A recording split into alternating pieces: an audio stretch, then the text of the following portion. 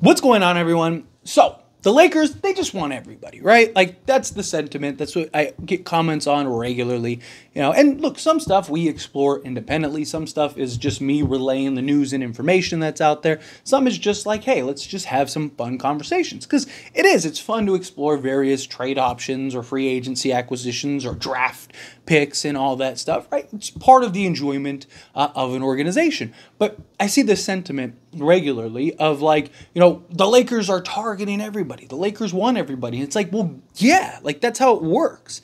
Like that means the Lakers are doing their job. And look, I also get that there is a point to where it's like, it is frustrating. It's like you hear all these talks and you hear about this guy and that guy and the other guy, and the Lakers don't end up landing them. And it's like, well, we heard like we heard for a year that Kyrie was coming to Lakers, that it was a done deal. I mean, there were literal reports that it was done. Like he was on his way. He was trying to force and push his way to Lakers. And he probably would have. If it wasn't for Joe Tsai of the Brooklyn Nets, the owner of the Brooklyn Nets, said, I'm not sending him to Lakers. Send him anywhere but the Lakers. He ended up going to Dallas, and now Dallas is in the conference finals. So it worked out for Dallas. But nonetheless, right, like I understand the frustrations of, hearing this piece and that piece and then in the end, it's like, oh, we got Patrick Beverley, right? It's like, oh, man. But again, it's part of the process. Every team is doing that. You can find reports on every team in the league having the same impact, like doing the same things, because it's proper process. It's proper due diligence, right? Like there have been moments in the past where the Lakers have kind of honed in on like one or two guys. Right? Kawhi Leonard is a great example. We thought and were in the belief of Kawhi's coming to the Lakers, which again, he was supposed to, if the Clippers didn't land Paul George, he was going to the Lakers. That was the whole news, right? But the Lakers believed he was coming, right? Same thing happened with Paul George, like a year or two earlier, whatever it was, right? And they kind of put their eggs into this basket, and then it fell through. And they passed out and missed on all these other potentials because they believed they were getting this guy. And when it fell through, it was like, uh-oh, now we need to scramble and kind of put pieces together. You don't want to be in that position. No stone should go unturned. Again, every organization is doing this. Every GM, if they're worth their grain and salt, is all doing the same thing, right? Like they're all talking to they're all making the phone calls. It doesn't hurt to make the phone call. That's your job. That's what they're supposed to do. It's just we're the Lakers, so it's just bigger and more amplified, and there's more people talking about it rather than, like a team like, the Charlotte Hornets, right? That there's just a smaller number of people that are interested and discussing that compared to the Lakers.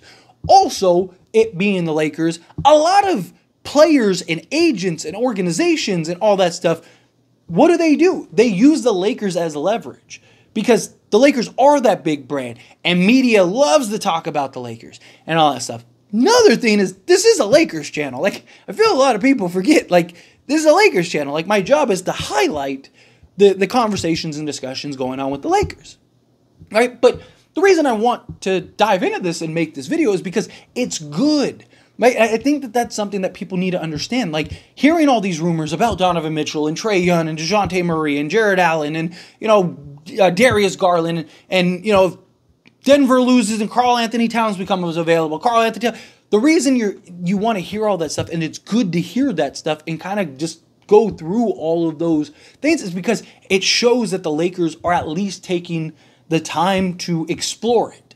Because you never know what's possible until you explore it. 10 years ago, if I came on here and I was like, hey, what do you guys think about LeBron James coming to Lakers? What do you think about LeBron James and Anthony Davis coming to Lakers? People would have told me I'm delusional, crazy, and I probably would have been canceled off the internet because it was LeBron James, right? Like people would have been like, you're a Looney Tune. Oh, this isn't a real channel. This isn't a serious channel. 10 years ago, if I was talking about LeBron being a Laker. But guess what? The Lakers took a shot on LeBron and it came, right? Anthony Davis. There were rumors about Anthony Davis. For like a year and a half, there were talks and rumors about Anthony Davis. Same thing. I didn't have my channel back then, but, people are delusional. You're this, you're that. They're never getting Anthony. Like, I had friends tell me, like, come stop, Tyler. Like, the Lakers aren't landing Anthony Davis. Guess what? They did. Why? Because the Lakers explored it. The Lakers could have just looked at it and just been like, LeBron's not coming to Lakers. He's going to go to the Knicks, or he's going to stay in Cleveland, or maybe go back to Miami or something. He doesn't want the Lakers. Let's go look at this over here. Like, no, you don't leave any stone unturned. Because when you do that, you potentially miss. And you never know what could happen unless you gotta at least ask, right? Like, what's the worst thing they say is no, right? But I mean, think of just life in general. Think how many times in your life that you went somewhere that you kind of were like, I don't know if I should go, and something positive came out of that. Maybe you met the love of your life. Maybe you met your best friend. Maybe you met, or just had a joyous experience or whatever, right? Because you took the chance. You made the call. You did whatever. Like, that's the idea.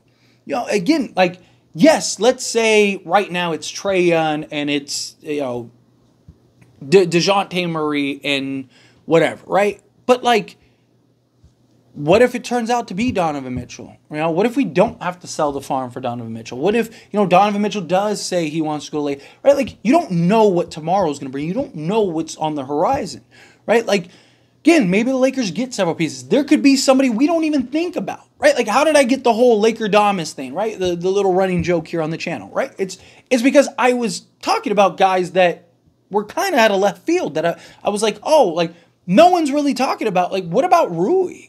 Right, like Rui Hachimura, Washington doesn't want to pay them, or doesn't want to pay him, and they want to kind of move off of him, right? You might be able to acquire him for cheap. He kind of fits what we need, some size, some kind of power forward spot type guy. And literally, like 2 hours later, boom, Lakers land Rui, and everyone's like, "How did you predict that?" It's like, again, it's just exploring, right? Like, it's not prediction. It's not necessarily me talking to Rob himself, like, what do you do? No, it's just like, hey, I assume Rob Pelinka's doing his job, which is exploring X, Y, and Z. Here's something that is not going to be highly profiled. Let's talk about it. Boom, we land him. Right? Things like the Utah trade. Talked about it. Right? Like, the Utah trade was talked about and rumored for years, right? Like, literally, like almost a year before it happened. And eventually it happened. And they were able to get D'Angelo Russell in the process. Right? Again, however you feel about D'Lo, but the conversation before that was, it was impossible to trade Russ. Right? Lakers are going to have to give up 2 firsts just to unload Russ. That's not even counting getting anything back. I was on this channel and on the Lakers show channel and talking about, like, hey, no, like, we'll get a trade. We'll find a trade. People are telling me I'm delusional. Like, there's no way you're stuck with Russ. You're going to lose him. Like, cry, blah, blah, blah, blah. And guess what? One of us was right, right? Because, again, it's about doing the due process. Rob Pelinka, as the GM, he should be talking to every team about every player, right? Even Joel Embiid, right? Like, boom, hey, Philly, what do you think of Joel Embiid? What would it take to grab him? Oh, we're not trading him. Come on, man. Like, like, just give me, what would be a package that you'd look for? Sorry, we're not trading him. All right, boom. Hey, what do you think about trading Giannis? It doesn't matter, as crazy as it sounds, because, again, worst thing they say is no. Best case scenarios, they say yes. But if you're doing that for various pieces, right, and you have these guys over here and this guy over here, right, eventually you're going to hit one. It's like you throw enough darts on a dartboard, a couple of them are going to stick. It's the idea. So, again, you find those pieces, you have those conversations, you make those phone calls. I mean, the Warriors, right? Like, Warriors were being praised for calling about LeBron. That they knew that the Lakers weren't going to trade LeBron. They knew that LeBron wasn't going to leave. They knew that that was a pointless conversation. But you still make the phone call. Because what if the Lakers said, yeah? Or what if LeBron was like, you know what? Maybe I do want to go play with the Warriors. Tell you what, trade me. Right? You never know what might happen. Right? Lakers make a phone call. Again, hey, what about this guy? It might be a pointless conversation, but it might not be, even later on down the road. Because, again, let's say, Joel Embiid. Again, just using him as an example. Take it too literal. But, like, you make a phone call. Hey, what do you think about, we're not trading Joel. We're not trading Joel. We're not trading Joel. Right? And then Joel eventually wants out, let's say a year, 2 years from now. And he's like, the Lakers wanted me. I actually would love to go to the Lakers. Trade me to the Lakers. Right? It's planting the seeds even for the future. It's not just about planting the seeds now. It's about that guy potentially coming together. SGA, whoever. Right? You make the phone call. It doesn't hurt. Now, obviously, there's certain situations. I'm not saying that, Rob Pelinka genuinely. Again, I'm just using examples. Right? Like, I'm sure Rob Pelinka isn't calling and asking about right now, like, hey, are you down to trade Luka? I know you're in the conference finals. Like, hey, would you trade Luka? Again, but the point and the principle is you explore all options. You don't leave anything off the table. Right? Because if you put yourself into a box, you run the risk of that box being empty, or you run the risk of only being able to get what's in that box. Yes, maybe you might have something great in that box, but maybe something better for cheaper may have been available. Again, if you don't leave yourself open to the possibilities, then you're limiting yourself. So yes, I do love that the Lakers. I love when we hear these reports, even when they sound ridiculous. Like, oh, Joel Embiid is linked to Luka. If Luka loses in the conference finals, he might want out. Lakers are top of the list. Like, it sounds ridiculous. It sounds silly, but I love it because, again, it's planting the seeds, and it shows that, like, at least there's merit, at least there's conversation, however real or it's not. Again, there are agents and players and organizations that use the Lakers as leverage, without a doubt, right? Because, again, the Lakers do draw that attention. But you want that. Because as long as you're relevant, people are going to want to come. Because players, they want to be big. They want their name.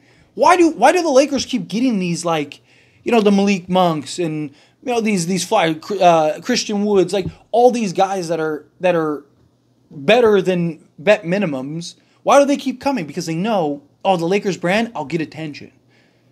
I'll get some spotlight. And you saw Malik Monk go and get a bag with Sacramento. Right? Like, it's those things. The Lakers are a brand that has some gravitas to it. And I love seeing it. I understand the frustration sometimes. I understand it's like, more times than not you don't. But that's also the beauty of it. It gives us something fun to talk about. It gives us stuff to explore. It just gives us ideas to break down. But it's a good thing, is the point. But anyway, as always, this is a discussion. Pass question on you. Let me know your thoughts and opinions down in the comments below. What do you think? How do you feel? What are your thoughts?